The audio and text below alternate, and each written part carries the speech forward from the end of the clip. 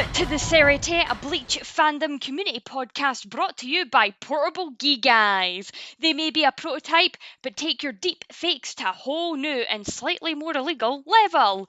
As long as you trust Urahara Kisuke to make you one, you can get yours today.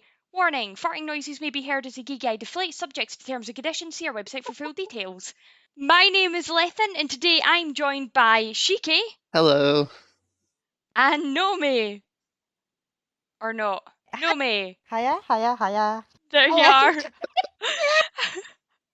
How are you guys doing? I'm going good. I'm good. How are you? Yeah, good. A lot has happened since I was on the podcast. For one thing, to our listeners who may not know, Nomi was actually at my house staying over. That sounds so much fun. It was great. It was a lot of I fun. saw you in the flesh. You weren't just a voice on the other side of a podcast. I know, and I will say you're very short in person. Thanks. You're welcome. What are you? You're like 5'1", 5 foot? What are you? 5'1", 5'2", something like that. Yeah. Oh. I'm an average height for a Scottish lass. No, you're not. Scotland's like national average is like 5'4". Okay, I tried. Lethan, how tall are you? Me, I'm like bang on the average of the world, which is 5'4". What about you, Shiki? Just shy of 6 foot. Oh, nice. You're taller than I thought you'd be. and Nomi shorter than I thought she'd be. But we had lots of fun. We did a murder mystery where I was fucking no, was it a murder mystery? It was a escape room, right? Yeah. Yeah, I was fucking useless except for holding things. You did very well at unlocking padlocks. yeah, because you could get the code in. That was about all I was good for. Yeah, it's great. If we ever need a locksmith, we know who to call. Good fun. Right. Anyway, we have 3 episodes, so we're gonna get cracking right into these. Can we take it away with those sweet episode summaries? We can indeed. So, in episode 140, Okiora's scheme, The Moment When the Sun Sets, battles rage in abundance in Karakura Town. Kisuke's fight with Luffy was interrupted by Wonder Weiss using a move that is a Sero, but isn't a Sero. This fight is interrupted by Yami using the same attack. It's a wonder fights don't get finished if people keep interrupting each other. With Kisuke down, Luffy returns to the others only to get, you guessed it, interrupted by Hitsugaya, who traps him in a 1,000-year ice prison. Kisuke isn't down, and after showcasing his inflatable sex doll, and resumes his quarrel with Yami. Meanwhile, Ichigo and Yami fight, and when things look bad for Ichigo, he's interrupted/saved by Rukia channeling her in at Hitsugaya and freezing Grimmjow. Ice. Grimmjow breaks free and is about to Sero Rukia when who does interrupt him but the smartly dressed Shinji? With Hollow Mask on, the fight seems over quickly until one final interruption, Okiora come to take the kids home. And then we have episode 141. Orihime is given a bracelet by Okiora that allows her to pass through objects and lets only a Rancard know she is there. She is allowed 12 hours to put everything in order in her life and say goodbye to one last person, so long as they don't realize what is going on. After which she will be collected by Okiora. Orihime wanders around visiting places important to her life, seeing her friends, but is unsure who to say goodbye to. Meanwhile, Ichigo is resting at home and away from the visors. I still don't know how to pronounce that. As their hollow-like energy would only slow his recovery. Rukia, who is watching over Ichigo, decides to go looking for Orihime, as she isn't able to contact her. Just as she leaves, Orihime goes into Ichigo's room to give her one and only goodbye. And that brings us into episode 142, Order! Forbid Rescue of Orihime Inoue. This episode starts with Ichigo, fully healed, tumbling out of bed and recognising that there's traces of Orihime's spiritual pressure on him.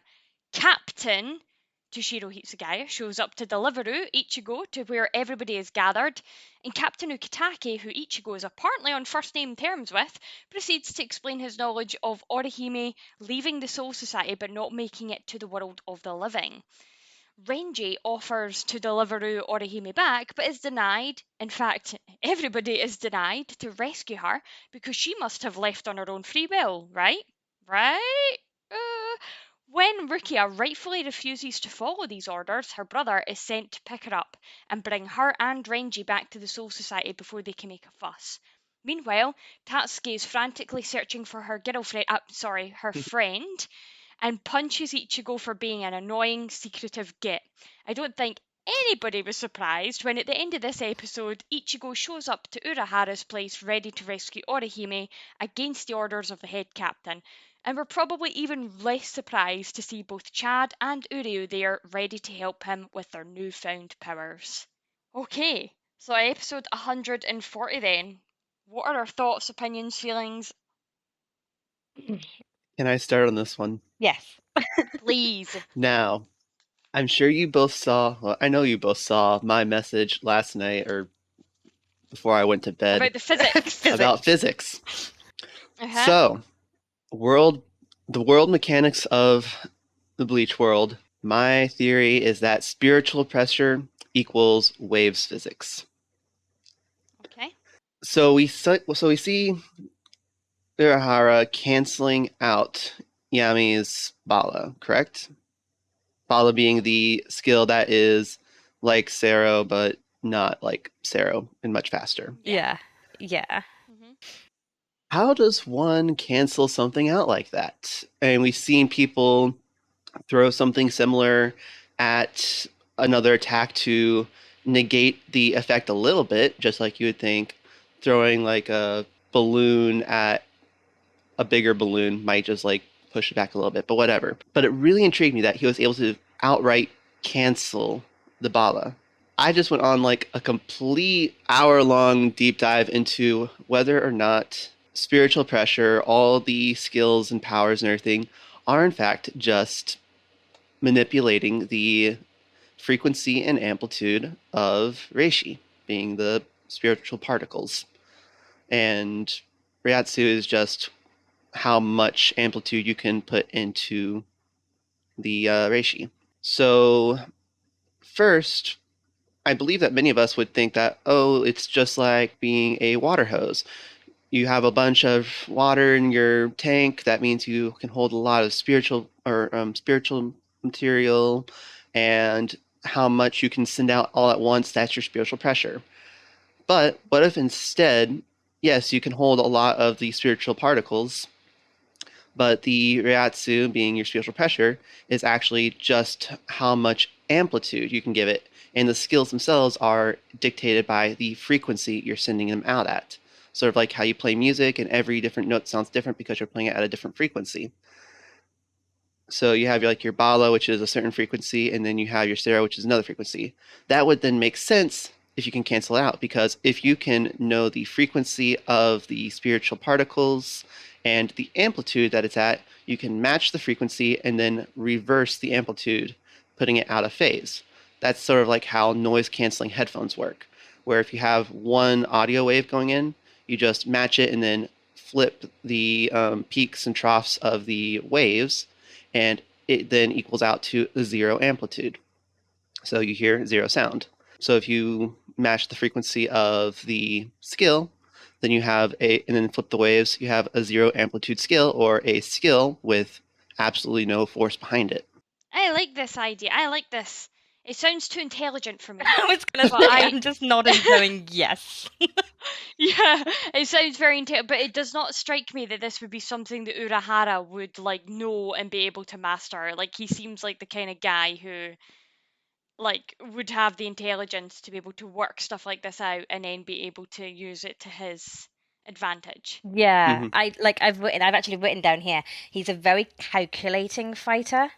Whereas if you compare him to someone like Ichigo and Renji, who go in guns blazing and just, slash away at their swords, Kisuke is much more calculating. He steps back and he watches and he's like, "Oh, I know how you. I now understand what this ballot is, and I can now counter it perfectly because, he knows what it is." So Yeah. yeah, it's definitely a very Kisuke thing to do, and you'll probably find that it's a very Maori thing to do, to like compare things. Mhm. Yep. of other like scientific nerds we know. Agreed.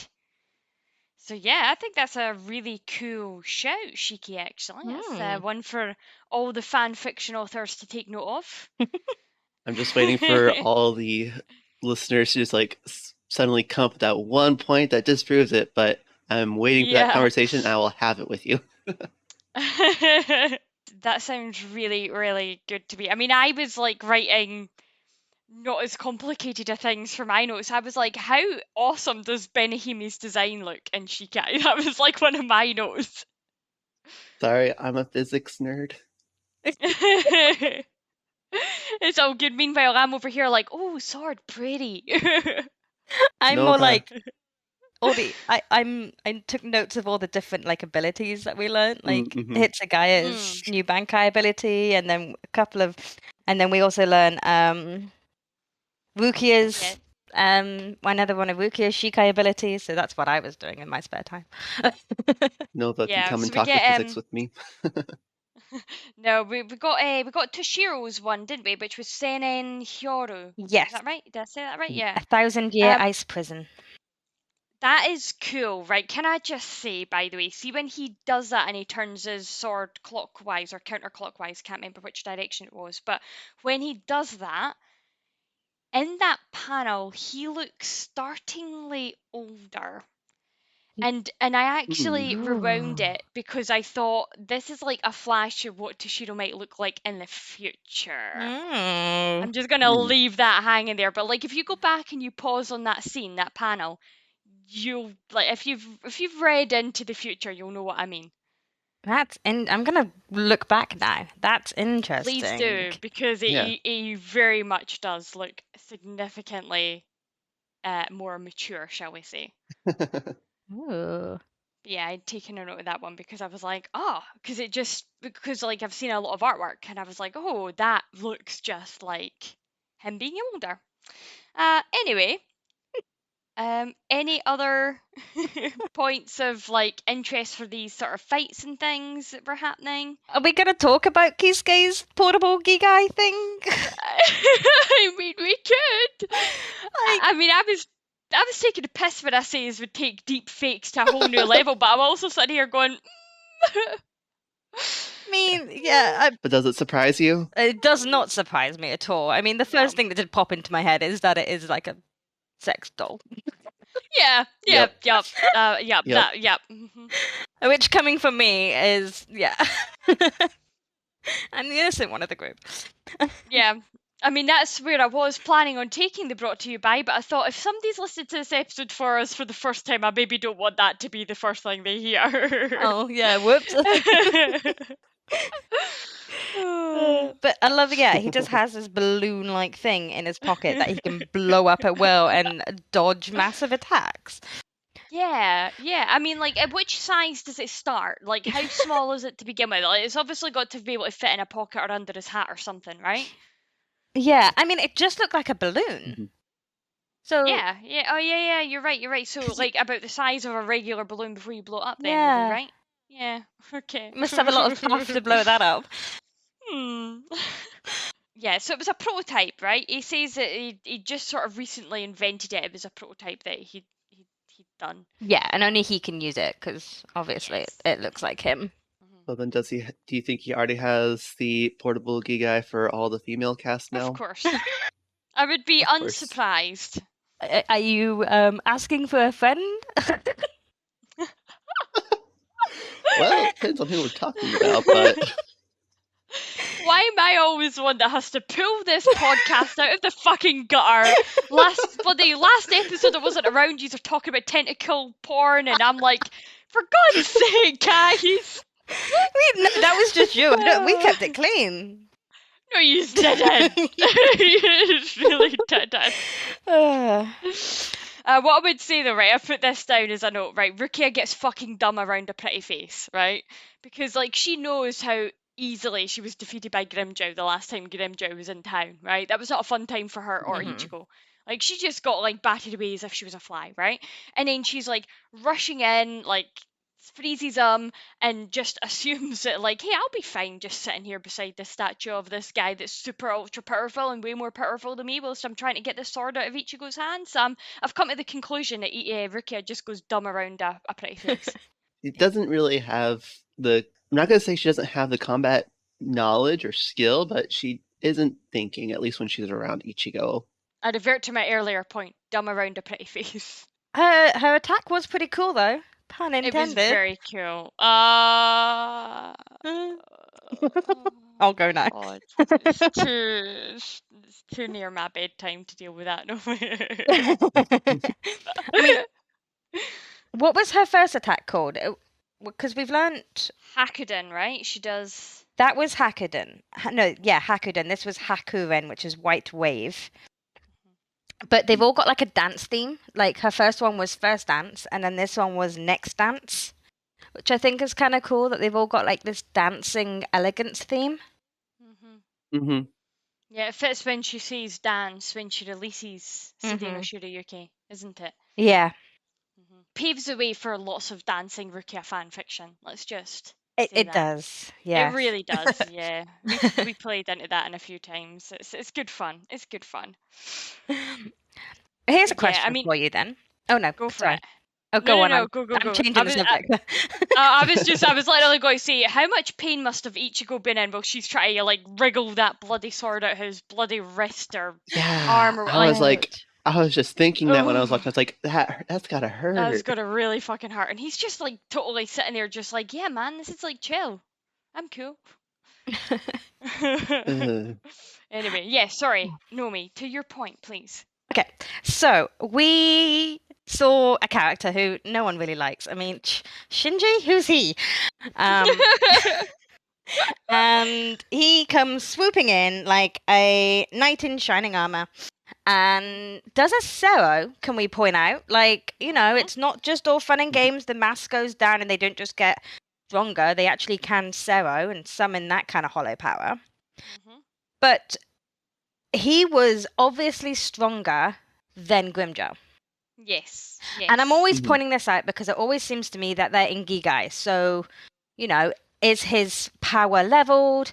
If Shinji can go Shikai, he didn't go Shikai. He was still in his normal standard Zanpakuto form. And before Ulquiorra turned up, we heard a word, grind, which to me sounded like Grimmjow was about to release his Zanpakuto. So my question is, would Shinji have won? So I mean, Grimmjow had released his Zanpakuto, yeah. We've got a few factors at play here. We've got a lot of factors we need to consider, right? It's a bit like Shinji is that person that arrives to open the bottle after 3 other people have tried. So like it's been loosened for him, right? So like Grimmjow's already at least lost a little bit of power battling both Ichigo and Rukia. Plus he's missing a whole arm. So, and he hasn't released anything yet as well. He just was caught off guard, I believe. But I think Shinji was quite right in his battle stance where he was like, I'm releasing the Sero and I'm not holding anything back because I know that you're strong and I'm not gonna... I appreciated that so much. Me too! Because, like, I hate when characters don't do that shit. Take your battle seriously. Hey, it's not like you're fighting for your fucking life or anything. Yeah, it's like... I was like, thank you for going all out from the get-go. Yes. And I guess unless he, like, to go all out, he probably would have had to have gone at least Shikai or Bankai. Assuming he can do... It's like, I can imagine he didn't go, like, completely out because then he'd probably destroy the entire frickin' city, but... Depending on his power. Like, we don't really know what Shinji can do yet, right? So... Yeah, all we know is that he's this half hollow, you know. At the moment, is he stronger than Ichigo or... He's probably stronger than Ichigo because he's obviously got more control over his inner hollow. Yeah, and can put it on for longer. Apparently, that was the longest 11 seconds of Ichigo's life last time, wasn't it? So I mean, it takes Ichigo 11 seconds to put the mask on, let alone it come off. So.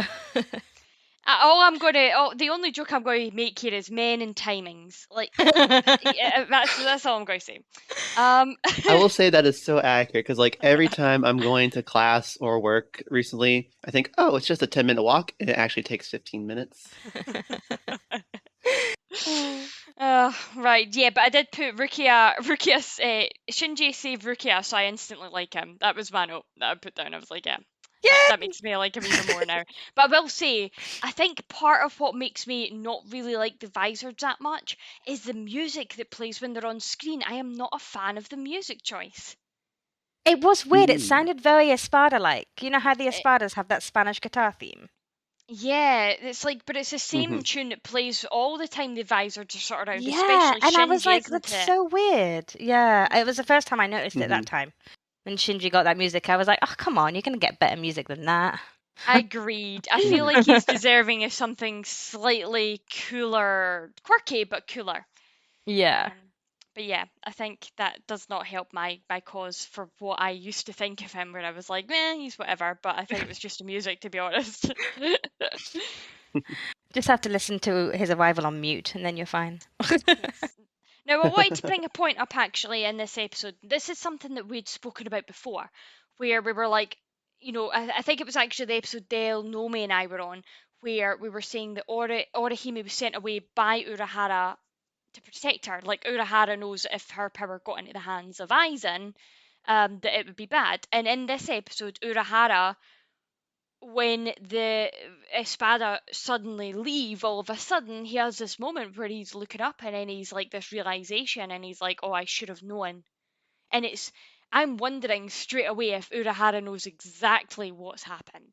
Like, he's that 10 steps, like, it's not ahead, because if he was ahead, he would have stopped it. But, like, he's like, knew exactly what's happened and why those Espada are now leaving and what their original goal was when they came in. Yeah, definitely. I do. From this episode, I really got that opinion of a worst fear came to realization for him. And I think that gets confirmed kind of in the next couple of episodes as well, because there's a few other bits of Mm-hmm. dialogue where that sort of effectively gets confirmed. Um, Mm-hmm. but yeah, I just wanted to bring that up because I took a note of it. I was like, oh, I should have known. Yeah, you should have. Yeah, cunt. Mhm. That's all I've got for this one, Yep. other than manga anime differences. Cool. Shiki, any last things for you? Nope. All I had really was my big point on physics. I love that. I had one last little thing, and it was more of like a transition and aesthetic thing, I guess, and a cinematography thing. The Ukiora states that the sun has set, the day is ours. That's what he says towards the end of the episode. And in the end of the episode, we see Orihime healing the two soldiers in that, like in the Dangai, right? And Mm-hmm. as Mm-hmm. she's healing them, it sort of fades to black, but we can still see her half amber orange half circle that's covering them, which looks like a setting sun. So when he said the Mm-hmm. sun has set, the day is ours, it's Orihime, like that's what he's referring to. It was just a nice transition and use of Orihime's powers to like showcase the setting sun. I just thought it was really well done. Mm-hmm. Yeah, I did agree with that because I thought that was for some reason I thought that was the next episode, but yeah, definitely that was a really pretty and well shot, well animated scene there. Here's me Cool. going, oh, they've got 6 hours, and she's got until midnight, so all this fighting is happening at 12 noon. That was I was like, time frames. Right, alright then, Nomi, what are our manga and anime differences? So this episode was pretty loyal to the manga. I've just got a couple of like fun facts. Ooh, I So love fun facts. the fun fact that the manga chapter in which the majority of this this episode comes from is called Frozen Clutch, which I thought was pretty cool because, of course, we've got the manga chapter starts off with Loopy in his 1,000-year ice prison, and then further through the episode, you've got Grimmjow being also frozen in clutches. So I thought that was a nice little way of tying both the ice powers together, and would be a great fic title for a Hitsuruki fic. Frozen Agreed. Clutch. I was actually, when I was taking I think it was when I was picking you up from the airport or something. I was listening to a song and some of the lyrics were talking about so cold, and now I have a whole fan fiction for Hitsuruki planned to that title, so cold. So Ooh, it just takes one thing. It just takes like a title sometimes, and it then you get your does. fic. Yeah, Mhm. you get your fic from the title. And then the next thing is that the end of these episodes from Okiora giving Orihime her orders, or the lack of ultimatum, to the time where she actually leaves. The end of the chapter in the manga is a little flower, and it looks like a Shun Shun Rika flower. But at the end of every chapter, petals start falling off. It's very Beauty and the Beast-esque, with the petals falling, counting down the time to when she leaves. And then the final flower is actually crushed with blood splatters. Oh no, Ooh. Yeah. not cool. But I thought it was a very nice kind of way of counting down the chapters until Orihime leaves. Yeah, Quite. that is quite nice. hmm That's us for that Yeah. chapter. I have a feeling, and I don't want it to be true, but I'm pretty sure this next one has got a lot of anime and manga differences. Just a little. Oh no, there were so many scenes in this one that I liked, but I was like, oh, this is all gonna be manga, like an anime differences that Nomi's got- gonna rip my heart out in. Yeah, I was getting that feeling too. It seemed very fillery. Yeah. Cool, so then that brings us into episode 141, which is Goodbye Kurosaki-kun, which, hmm according to the sub-watchers, I've heard is Orihime's favourite phrase. I don't watch the subs, so I don't know, and she just calls him Ichigo in the Yeah. dub, so... Yeah, so we see it starts off with Orihime writing a letter, writing a list of instructions to Matsumoto and Hitsugaya, which I think it's adorable that they've written their names on her door plate. Aww. It's so cute that they're there. And then at the bottom of this letter, she's written "Goodbye, halcyon days."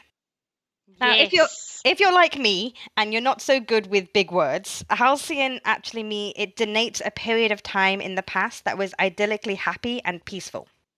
Yes, it comes from the idiom halcyon days of yore, hmm which was, you're right, an original meaning of calm and often nostalgic days, or periods of calm during winter as well, when storms do not occur. Yes, yes. It was like from like December 14th to midwinter, like December 21st, that kind of period, which has bigger connotations when you look at this kind of what's on the horizon as a whole and what this arc is colloquially dubbed as Yes. well. hmm Yeah, because we know that there's a war coming. Like, that's no secret Yeah. to anybody. Like, there's two giant sides of very powerful people here. They're going to clash eventually, right?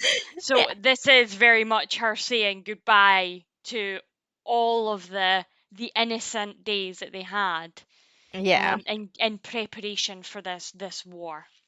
Yeah. And the manga chapter that this episode is taken from is also called Goodbye Halcyon Days as well.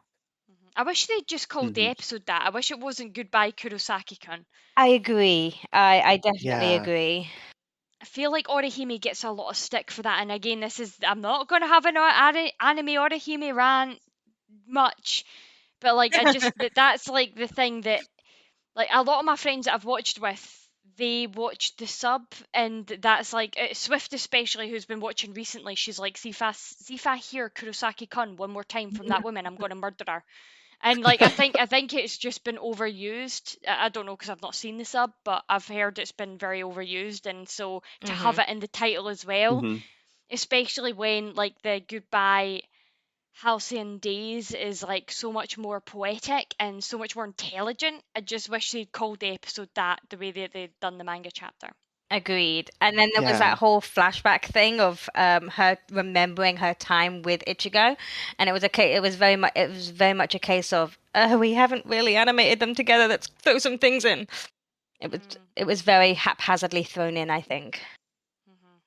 Yeah, this whole episode, like, because we were going through everyone that Orihime would probably say goodbye, like give her final goodbye to. Yeah.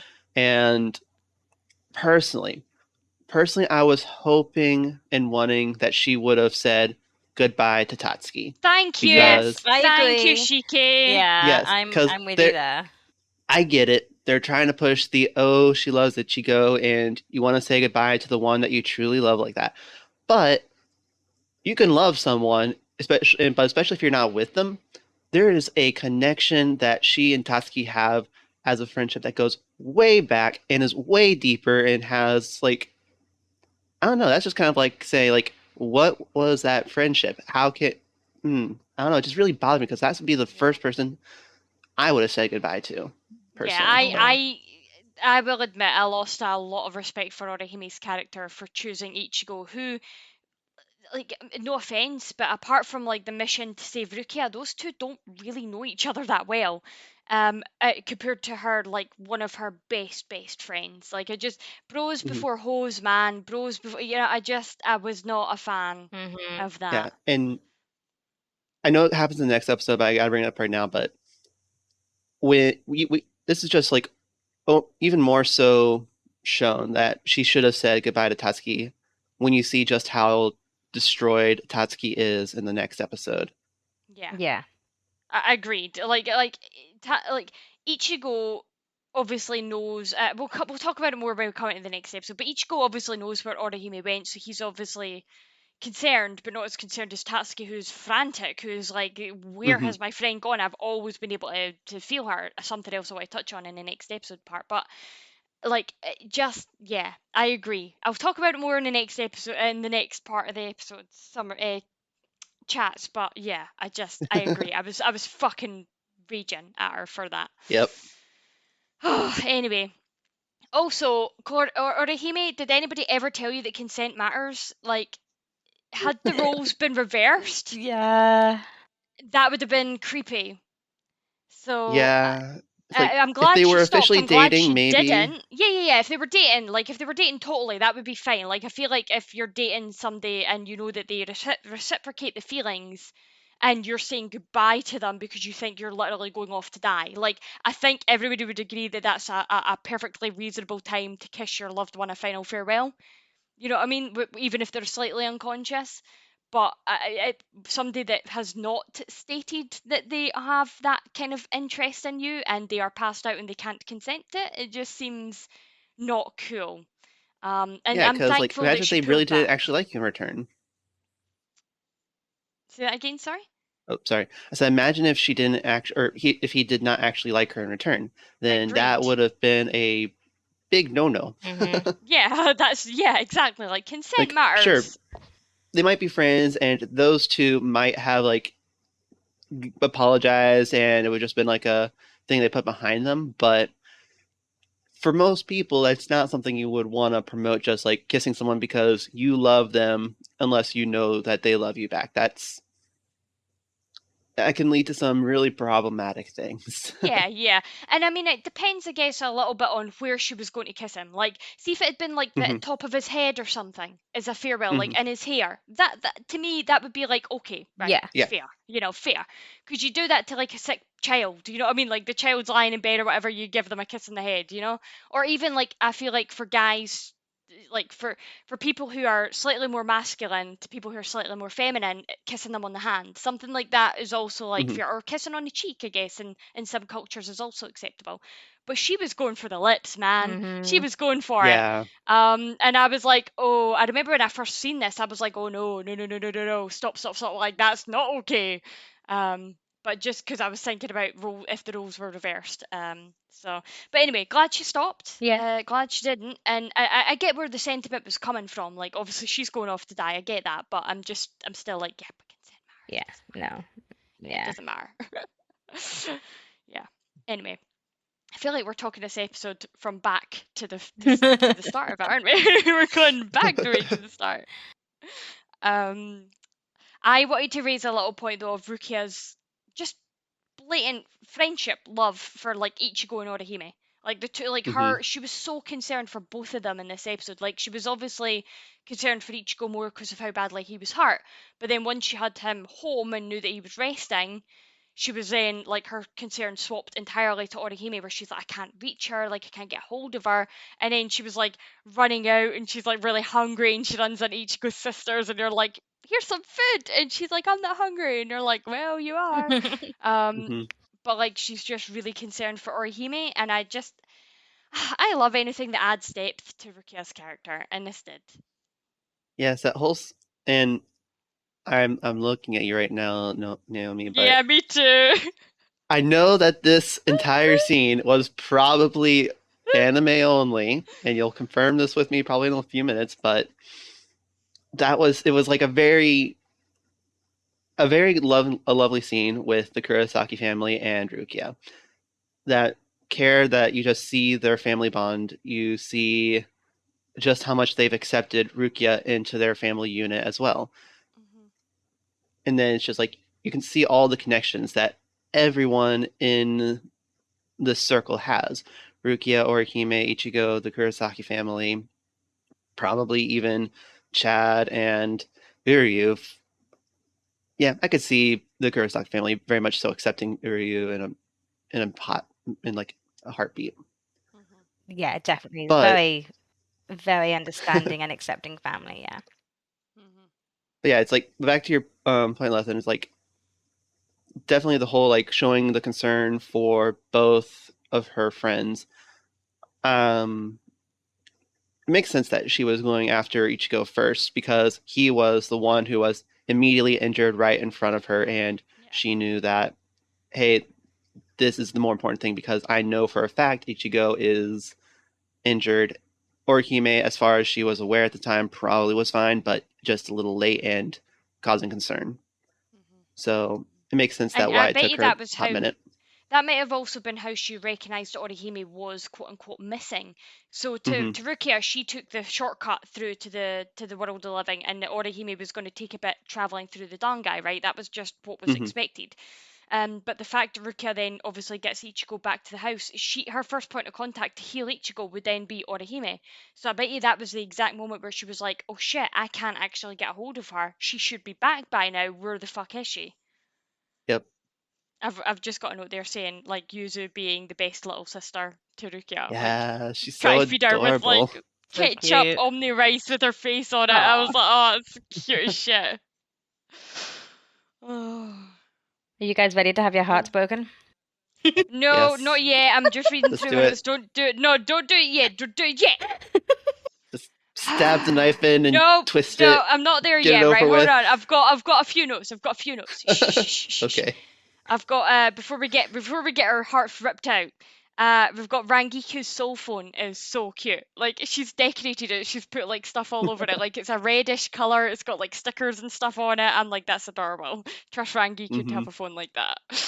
Um, Also, Yamachika trying to protect his boyfriend from Ururu. It's that was cute. Yeah. Mummy Yumi. Oh, right, okay, now you can break my heart. Okay. Go. So a little bit of context for you.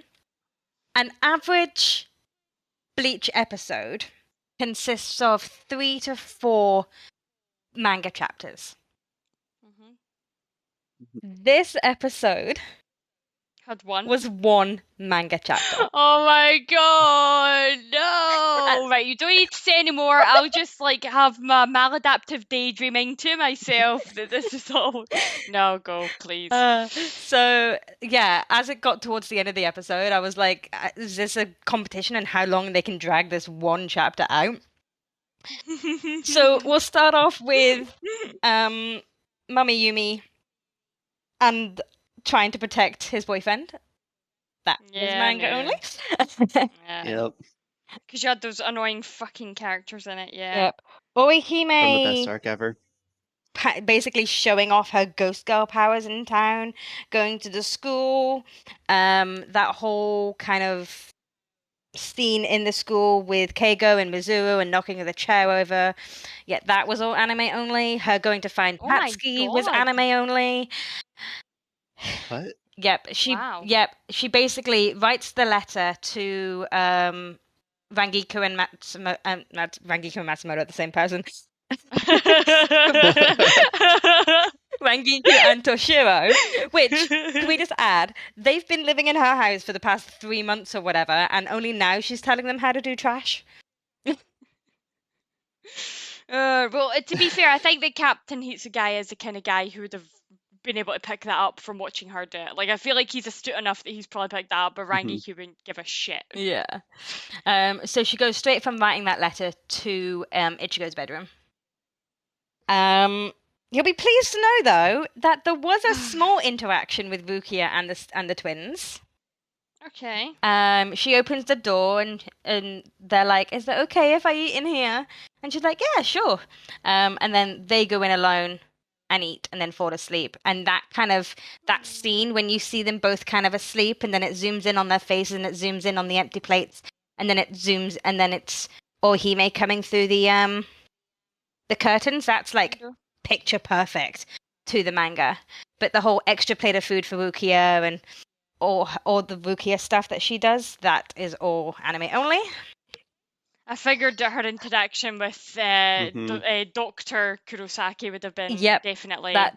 And washing dishes, I'm like, the manga ain't got time for that shit. Yeah, no. Which that whole scene with Ishin as well. Trying to remember it now, but there was something that just struck me as really odd. Like, Ishin's quite perceptive on a good day. So it was nice to see like anime Ishin and that perceptors of, take a coat, it's cold out, or whatever he says. Yeah, but she just ignores, and I'm like, she's got a nice tight zump. I was gonna say she's probably like, she doesn't get cold. But yeah, pretty much this chapter is 19 pages, and they fit it into a 25-minute episode. But other than that, it was cute.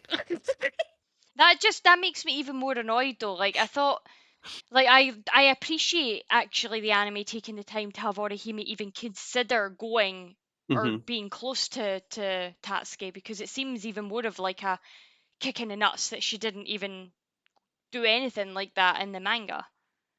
Yeah. Yeah, it's like there's some filler things with the anime and episodes where it's like, do we really need that little bit of filler? But there's a lot of things where it's just like, I feel the anime extra. You appreciate it.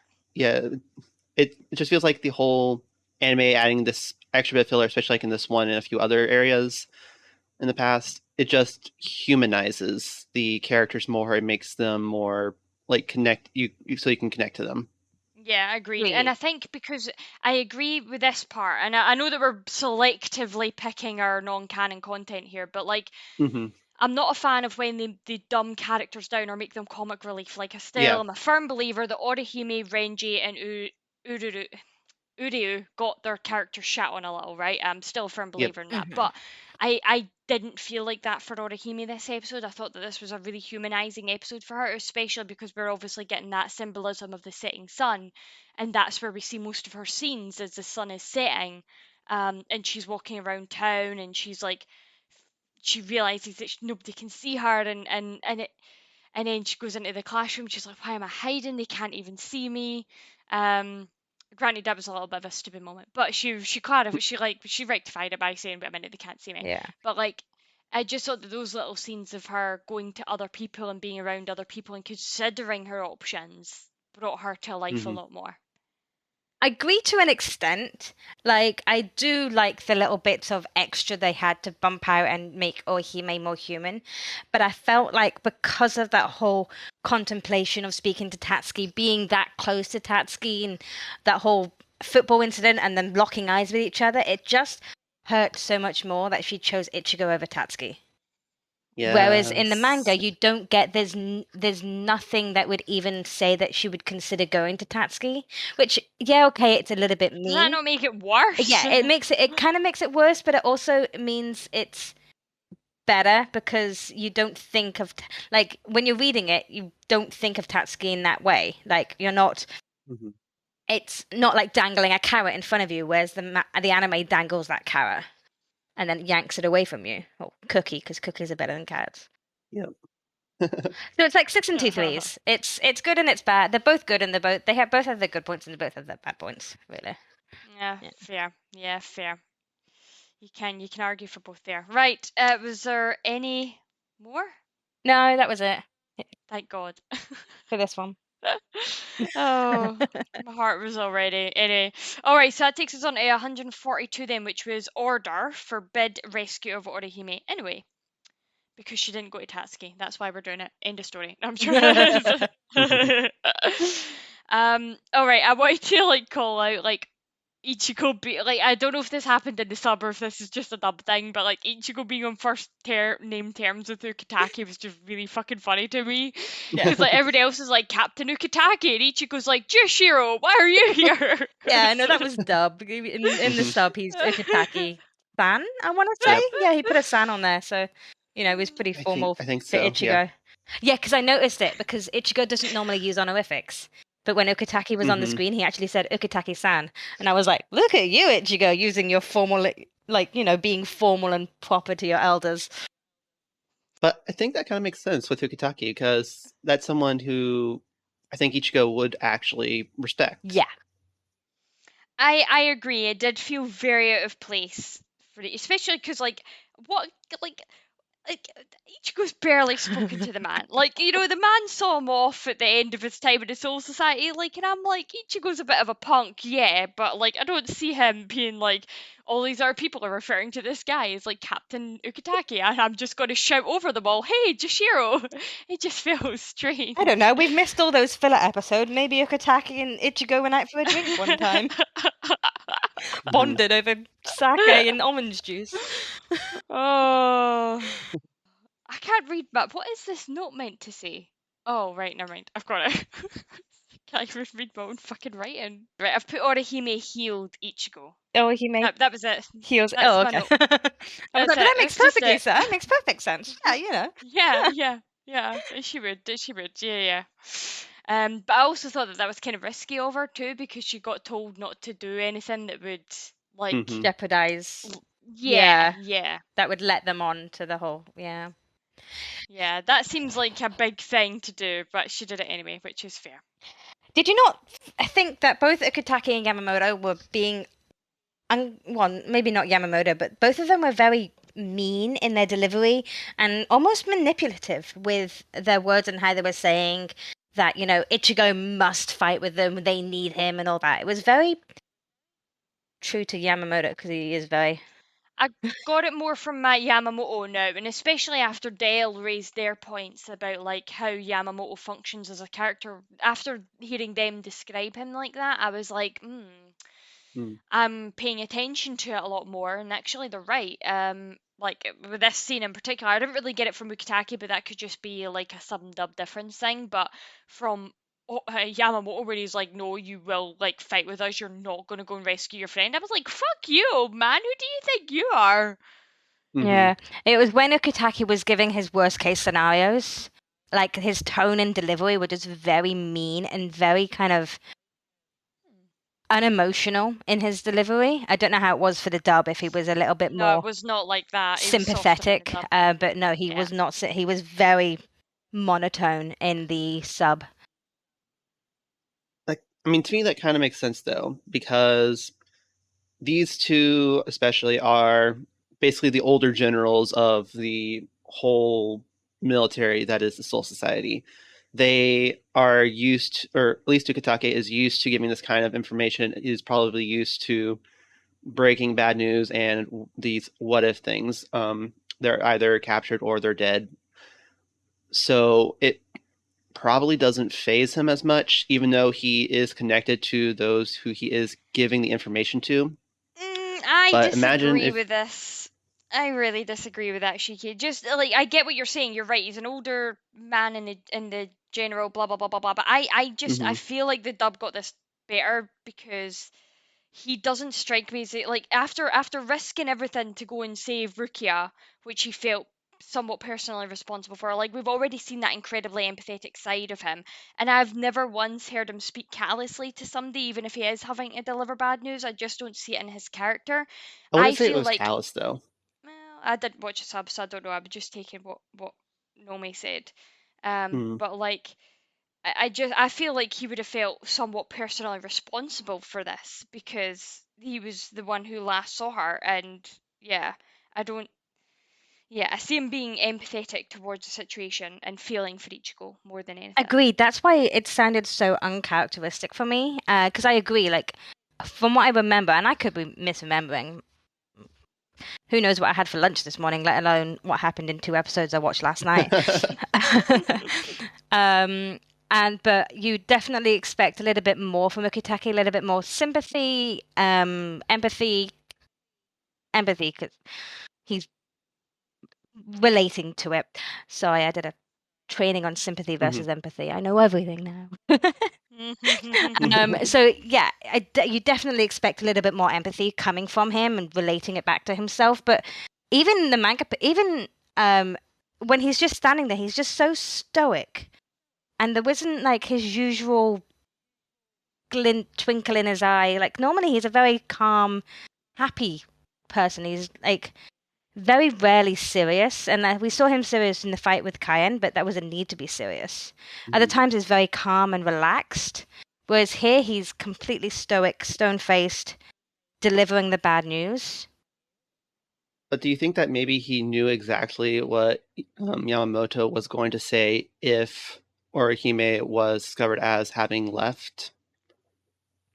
I'm sure he probably would have had some inclination because he knows Yamamoto quite well. Yeah, but I also feel like he took over from talking to Yamamoto because he's like, there's some news I felt I had to tell you myself. So wouldn't that then mean that he would tell it better than how Yamamoto would have told him?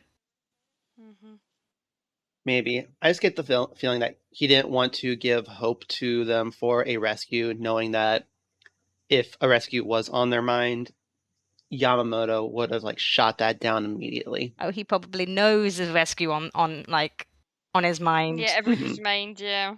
But they must know that even telling Ichigo, no. That's like telling a puppy, that's one thing I was like, cookie, right?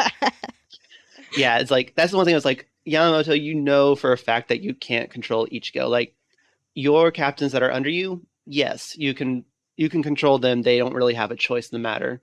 But telling that to Ichigo, I get where Yamamoto's coming from, and like he's trying to put the better of the world and all existence over saving a single person. And he's taking a very utilitarian mindset to it. But it was just like telling that to Ichigo was very much so presumptuous of him that Yeah. There was most of my notes are from this scene, to be honest, because Big Bro Byakuya are getting sent to get Ruki and Renji for me will never not be funny. Like, that will never, like, I'm here to pick you up. Like, don't, like, you're coming. 5 more minutes, Dad! No, you're coming now, right? That will never not be funny for me. But also, the fact that Renji offers to go into Hukamundo. Why? I think because, remember how we've been having this chat and this hint that Renji's been wanting to get answers from Urahara, right? So he was like, I will train Chad and you answer my questions. Like, Renji has been in the world of living to get information out of Urahara. That's what he's wanted more than anything. I think that Renji knew, because I think Urahara has told him over his concerns of Orihime's power being combined with Aizen's. And so Renji's offering to go and get Orihime back because he actually knows all that information. That makes sense, yeah. That, and probably part of him wants to help, impress Ruki a little. Yeah, impress Rukia. Yeah. He feels he owes Ichigo for saving Rukia, so he's gonna go back. He's gonna, do the same and go rescue Orihime with him. Yeah. Yeah. Did you guys watch? Speaking of the fact that it was Byakuya and Kenpachi who turned up, did you guys stick to the end and watch the Shinigami picture book? Yes. I know I didn't this time. Did you see it, Shiki? No, I didn't see it this time. Oh my gosh. So basically, they're basically just asking, oh, you guys turned up pretty quick. Were you guys just waiting there? And they're like, yeah, we were just standing there. And I can't remember who it was, but I think it was Renji, and he's like, "Oh my gosh, you had to wait with Kenpachi. I'm so sorry." And he was like, "No, it was quite fun actually." Byakuya was like, "No, it was quite fun actually." Just both of them It's just. Kenpachi's face just It was sparkles just in so a big smile. twinkly. It's like, what did you guys do back there? And I'm there's listeners who I know who are probably thinking exactly what they were Yeah. doing behind those Yeah. doors, but you know, I it's did not get the ship before. I really didn't. Like, people in the server, there's loads of people in the server that ship Kenpachi and Byakuya, and I'm like, I don't get it. And then after this, I'm like, oh my god, you assholes, I fucking get it now. Like, yeah, this is the one that that's a got it for big me. fucking seed just like planted. Like, what? Oh, it's funny that you've got to laugh. You have to laugh. Like, that was Yep. obviously what they were insinuating. It was just very, very, very fucking funny. Yeah. But yeah, it was very well done. Right, okay, are we going to talk about the heartbreaking scene of like Tatsuki looking for Orihime? Yes. Again, it hurts so much more that Orihime didn't say goodbye to Tatsuki and was like, ah, Yes, and the fact that Tatsuki knew like all the places where Orihime would be. She goes to like the donut shop, she goes to the ice cream parlor, like she knows Orihime, like she's running all over, frantic. And then we I was find feeling out. my heartbreak the whole time. Yeah, and but we find out why she's so frantic when she goes and obviously starts decking Ichigo. But she says to Ichigo something that I captured because I was like, oh my god, this ties into a point that Dale was making. Dale made this point a few episodes ago where they said that um like it would probably be very hard for Yamamoto to feel the presence or spiritual pressure of people in the world of the living because there'd be like a barrier there. And I remember I agreed with them at the point. I remember saying, yeah, like that makes sense. It's like a whole other world. Wait, so how would Yamamoto know that the know that Vizards are present or know that like Urahara's there or Yoroichi's there? Like, how would he know that? But actually, Tatsuki was able to sense Orihime when she was training in the Soul Society because she says that she's always been able to sense her, and recently it's as if she's been through a wall, and that was when she was in the Soul Society, and then she just vanished. So you can sense people between these worlds. I have a theory about this. Yes, go please. Okay, so my theory is that you are much more attuned to someone's spiritual pressure the closer you are. So That's what I was thinking too. It's similar to like a soulmate kind of thing. Yes. So I love it. Yeah, you can always sense the people that you're closest to. So you definitely be able to sense loved ones, friends, families. Whereas Yamamoto probably isn't on that level with Vizard, so that's why he can't sense them in the world of the living. Whereas Tatsuki, soulmate, best friends, however you want to ship them, can sense Orihime. Yep, agreed, and that just makes Orihime's betrayal all the worse. Yeah, I felt for Tatsuki. Tatsuki got done dirty. She did. She got done dirty with all of Bleach. Like, where is her power? And it's not even something that we can attribute to manga versus anime. She gets done dirty in the manga too. Yeah. This is definitely Tatsuki is someone that I really feel for because you don't see her as much, and the anime's done, they've done a good job trying to insert her a little bit more, flesh out her character, but they've not had much to go on because of the manga. A fanfiction author out there needs to rewrite Bleach where Tatsuki gets powers like Orihime and Chad. Please, for the life of God, fucking do it. I read one where she was the lieutenant of 10th. Oh, that's cool. Yeah. So wait, what happened to Rangiku? It was a soul swap. So Ichigo. Oh. Ichigo was Soul Reaper and Rukia was human. Oh. But it was Renruki. I can send you the link if you want, but it's Renruki. I'm suddenly less interested. Can we say that Ichigo kind of deserved that punch, to be honest? Yes, that's what I put down. It was like, yes, I was like, I felt kind of like, I know I don't advocate for violence in these kind of things, but I felt kind of like just happy because Ichigo deserved that and needed that badly. Yeah, Ichigo's very cold-hearted in this scene. Like, Tatsuki lets on that she knows. So at this point, Ichigo could have just gone, okay, this is what I'm going to do. I'm going to get her back. He could have reassured her a little bit more. Yeah. Absolutely, especially when we get Tatsuki's backstory of all the times that she reassured Ichigo when Ichigo was crying. Uh-huh. And we got that little flashback. Funnily enough, that was a flashback that was manga only, that was missing from very, very, very early anime episodes of a baby Tatsuki going and sitting beside a baby Ichigo. And I'm pretty sure that's when Ichigo owns up to her that he talks about like being able to see ghosts from that young an age. Yeah. And that's why we find out that he'd been walking beside the river because he was waiting to see his mum's ghost. And that was like that scene, that was the exact part of the manga that was missing from all those episodes ago, but we just got as a quick flash. We didn't hear any audio, but like that, like Tatsuki's been there for him, you know, and Ichigo is not being there for like, everybody's shitting on Tatsuki. This is a shitting on Tatsuki episode. No, we need to protect the Tatsuki. Yeah, we do. Tatsuki some love. Yes. Tatsuki Appreciation Day. Yeah, Tatsuki Appreciation Club. But yeah, Ichigo deserved that punch, to be fair. Really, really did. Definitely. Yeah. And then at the end, towards the end of this episode, we get Urahara finally owning up to saying, you know, I left Orihime. I told Orihime to stay out, to protect her, blah, blah, blah. Yeah. And then we see Chad and Ishido again. Like, it's been a while, Ishida. Because we've seen Chad before. Like, Chad's, you know, got left out of the other matches. But, like, we've not seen Ishida since... Oh, it's been a while since he was training with his dad. Yeah, and he's got his funky outfit back and his cape. He does. So, yeah, it's definitely been a while. I'm happy, like, the gang's back together again.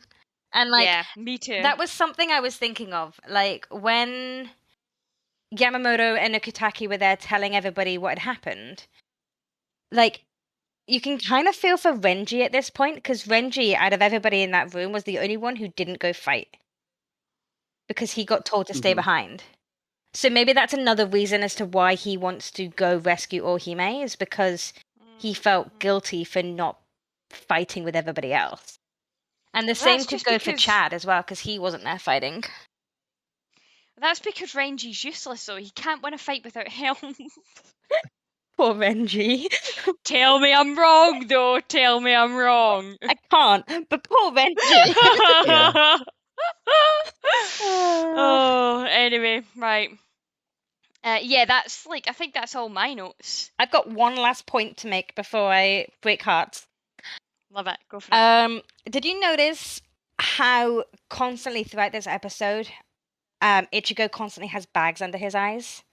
Like, he just looks so drained and just so emotional, just so worn out by everything that's happened, probably all the stress and the anxiety of everything that's happened. And you can see that with his bags under his eyes and just how downtrodden he looks. Makes you want to give Ichigo a hug, even if he was mean to Tatsuki and deserved the punch.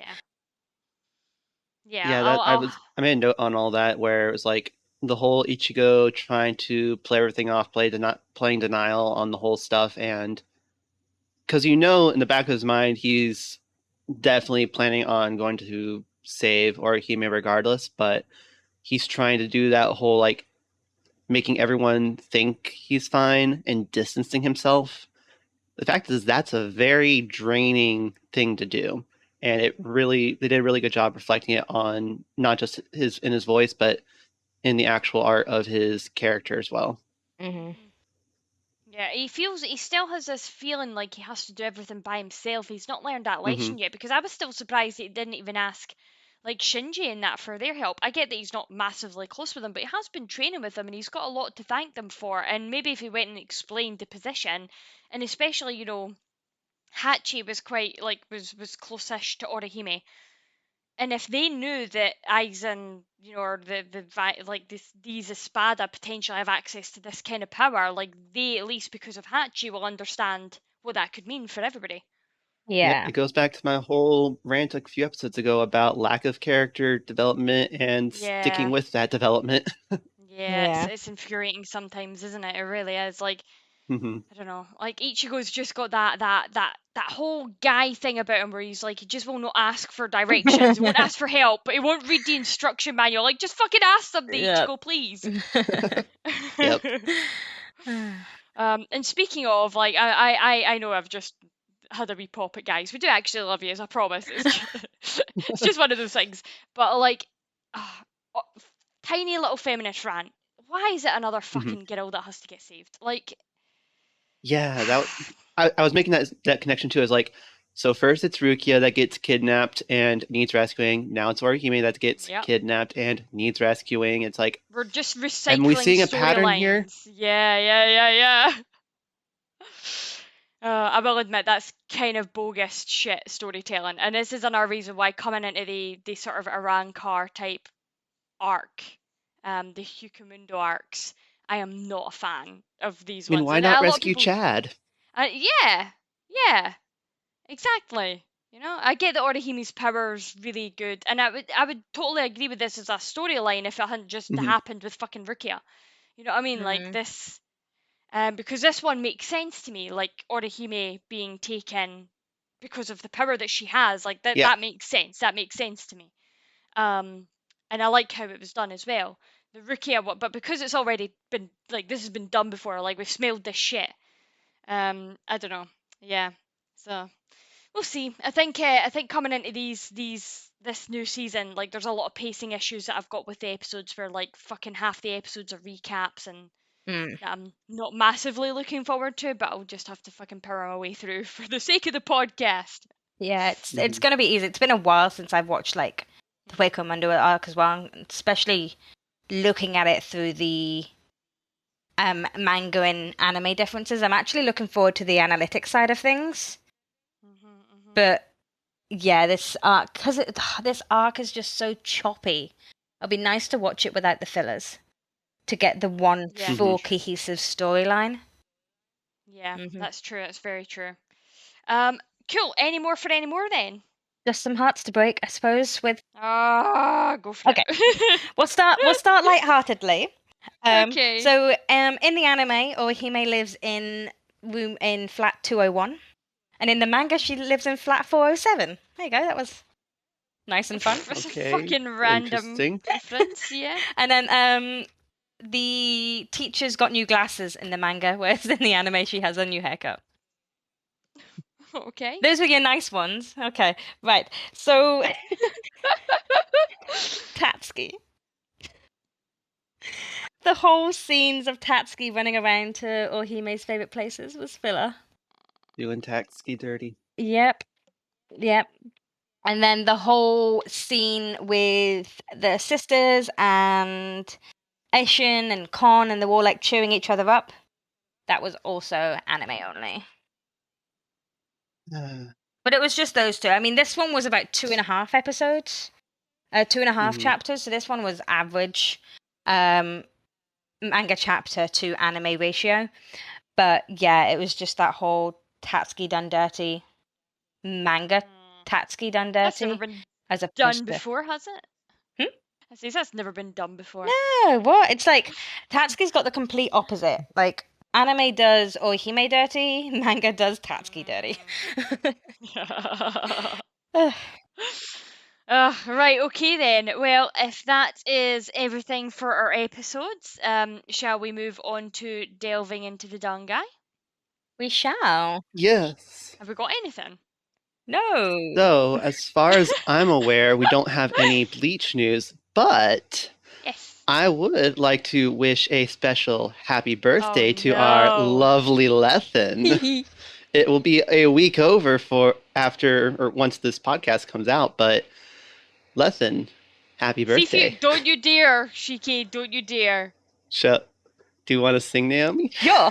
No. Let's do it. No, we're not. No. Happy birthday. Happy birthday to you. Happy birthday. More Happy birthday to you. I'm going to have to edit this in Happy time. birthday, dear Lethan. Dear Lethan. Happy birthday to you. Oh, God. Yeah, happy birthday, Lethan. Oh, thank you. Yay. I thought Shiki was going to call me an old crone to make Guy laugh again, but it's fine. And he did say he was going to be nice to you. Okay, that's fine. Thank you. For now. Appreciated. That was great. Like we're moving on. Shinigami Cup Peroxide Edition. All right, I'll start it off with who Yeah. wore it best. For me, it was Yumi Chika in the mummy wrap, just in time for You stole Halloween. mine. Oh, did you have the same one? Yeah. Oh no. It's fine. I'll Oh. find a new one. Mine was the Omni Rice wearing Rukia's face. Oh. Mm, All right, best ship then. uh, for my best ship, Tatsuki's friendship with Ichigo and Orihime. Even though it might get violent, you can tell just how deeply they all care for each other, even if Tatsuki gets done dirty by the other two. I was saying, I was like, you can tell they all care for each other. Bullshit. You can tell Tatsuki cares about those two. That's about it. My best ship is the roommate ship of Orihime, Rangiku, and Toshiro. Oh, I love that because they all have Mhm. their names on it. That's cute. So cute. That's cute. My best ship goes to Ichigo's head in that glass window. Talk about a breakup. Oh, I'm not sorry for that. Right, double take. um, so my double take was the questioning the mechanics of Reishi in this world. It was again, that was an hour-long research just to verify that I wasn't forgetting my physics and seeing if it actually could fit. And if any listeners are also physics nerds and wants to talk to me about this, DM me, tag me on the server, whatever. Love it. I love random Google holes we fall down and one little idea that springs in from an anime episode. Mhm. Mine was the one chapter equals one episode. That's fair. My double take is actually one that Nomi, you said you were going to go back and look at. So it is Tashiro's artwork and look and style when he uses Sen and Hyoro. Oh yes. Mhm. That's a shout out to the future, shall we say? Cool. Fandom shout outs then. All right, for my fandom shout out, it is a cosplayer on Instagram with, Cosplayer. Yay. yep, Wow. Nozomi.na_2. A very, Holy very well shit. done Grimmjow. Holy Like, shit. this is like this is, you go to a con with this and get pictures taken left and right. This is very Yeah. photoshopped. Like, I need people to know that this is incredibly photoshopped. Yeah, there's definitely photoshopping in this. Yeah, there is. When you compare, well, I suppose actually maybe it's maybe the But there's definitely torso is like one of those plate things that you put on. Like it might be like a fake torso rather than photoshopping. Because I was going to say the difference between the skin from the hand, mhm. like the hand you could see clutching, that's normal skin to the. Mhm. It's either photoshopped or it's like one of these plate things, these things that you wear. Yeah. Yeah, there's another one though of him. Not sure if you see it in the recommended, like underneath it, but there's another one where he's like having his hand out. It's really well done. I don't know if it. It's very well done. It's so cool. Like regardless of how they've done it, whether it's they've worn something or they photoshopped it, doesn't matter. It's still fucking Hmm. awesome. It's really cool. So my fandom shout out is this image that I found on Twitter. It is by at CHTTWN underscore. And Oh. it's a very interesting premise. It is spoilerish-ish. So it's spoilerish for this current arc, not for anything in the future. So if you've watched to the end of the anime, you'll be fine. But it's a very interesting premise about a role swap, what would happen. And I want it to happen. But Are you going to describe the image to the people that can't see it? no. So the image is of a how do I do this without spoilers? So the image is of a character holding the Hogyoku to his head. And it's the premise of Aizen swapping with Shinji. I mean, that's not spoilers at all. So it's the premise that Aizen and Shinji have swapped, and Shinji is the one who is merging with using his powers to create a Rancor with the Hogyokus. and that's the image. And it's a very interesting premise, and even the like the image is just stunning. Like the little shiny bits coming off of the Hogyoku on the head, and the glitter in his eyes. So cool. Spent far too I long. don't know. Looking at this image, for some reason I'm just getting Howl's Moving Castle feel.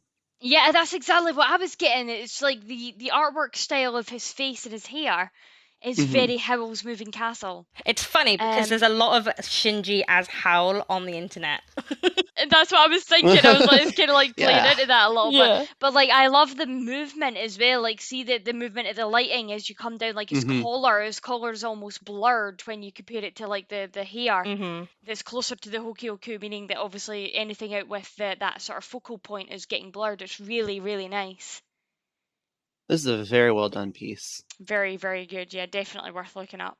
My piece ties into Halloween, which will, when this episode comes out, will be like the next again day, or really that weekend. So happy Halloween, everybody. This artist goes by the name of Nekro. Before you go looking them up, I do have to say they draw a lot of not safe for work stuff. The things that I'll be sharing, the link that I'll be sharing is not safe for work. It's safe for work. It's very safe for work. But there's a lot of not safe for work stuff there and a lot of spoilers on their content. So if you are going to go browsing, just please keep that in mind.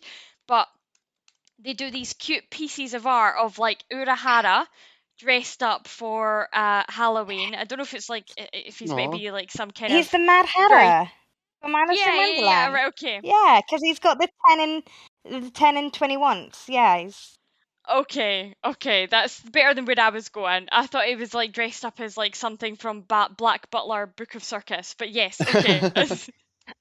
Even better. But there's like they've done a few of these characters. There's like one of Rukia is like just like she's going out trick or treating and in an outfit, and we've got so many characters. Like you do have to go looking through their content. You've got like Chibi Ichigo and Chibi Renji and things as well. They've got like it's really cute. My favorite one's the Urahara one, so that's the one that I will link so in the show cute. notes. They're so good though, aren't they? That works great. So And he's yeah, a werewolf. so cute.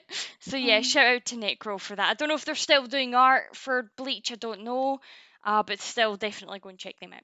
Cool. Is that us? I I think think so. Wow. All right then, you wonderful souls. That is the end of another episode. If you like what you heard and you want to get involved, you can find us by searching for TheSeireitei on Facebook, Tumblr, and Instagram, and TSeireitei on Twitter. Each of these platforms will link you to our fantastically deadly Discord family, just in time for Halloween, where you can chat with us about the show, read fan fiction, take part in creative challenges, and talk anything and everything Bleach. Now, Ichigo and Rukia might reap souls, but we are hoping to reap some 5-star reviews, and that is where you come in. Make like our favourite orange-haired protector and Ichigo to iTunes to rate us, review us, and make us feel like number one. Yeah! To those of you listening on YouTube, don't forget to be like Chad and give us that good thumbs up. We really appreciate it. On the next episode of the podcast, we'll be covering anime episodes 143, Grimmjow Revived, and 144, Ishida and Chad, The Quickening of a New Power. We'll see you souls then. Till next time. Bye.